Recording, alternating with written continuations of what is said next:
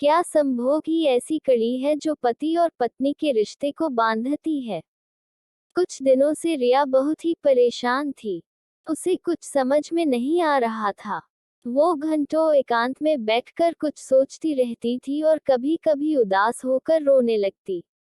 उसके मन में कुछ ऐसे सवाल उठ रहे थे जिसका वह उत्तर नहीं ढूंढ पा रही थी। रिया की परेशानियों का कारण था उसके और उसके पति रोहित के बीच की अनबन। रोहित और रिया के बीच की अनबन दिन पर दिन बढ़ती जा रही थी। अभी 2 साल ही शादी को हुए थे। पहले जब दोनों के बीच अनबन होती थी तो 2-3 दिन या फिर ज्यादा से ज्यादा 4 दिन में सब कुछ ठीक हो जाता था, पर अब तो ऐसा हो गया था कि महीनों महीनों तक दोनों के बीच बात नहीं होती थी और संभोग भी न के बराबर ही होता था।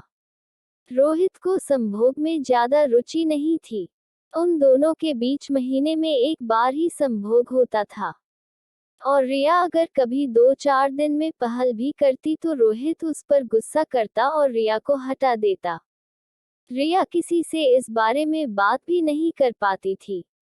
रिया की सहेलियां जो कि शादीशुदा थी, उसकी सहेलियों का शादीशुदा जीवन बहुत ही खुशहाल था।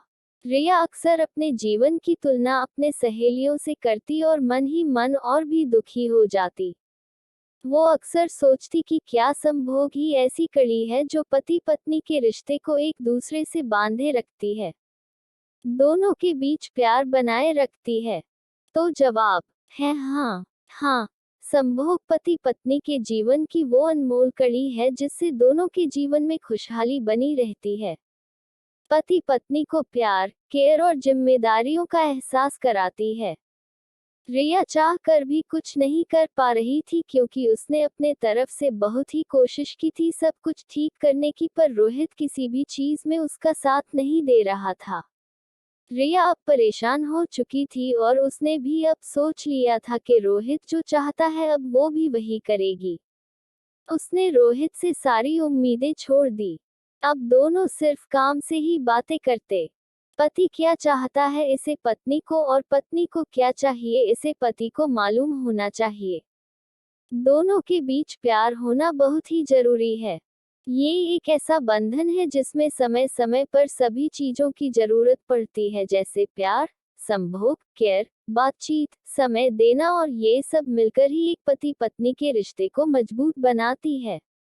दोस्तों, ये कहानी आपको कैसी लगी?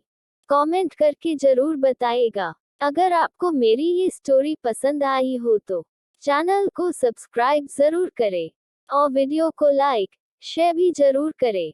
धन्यवाद।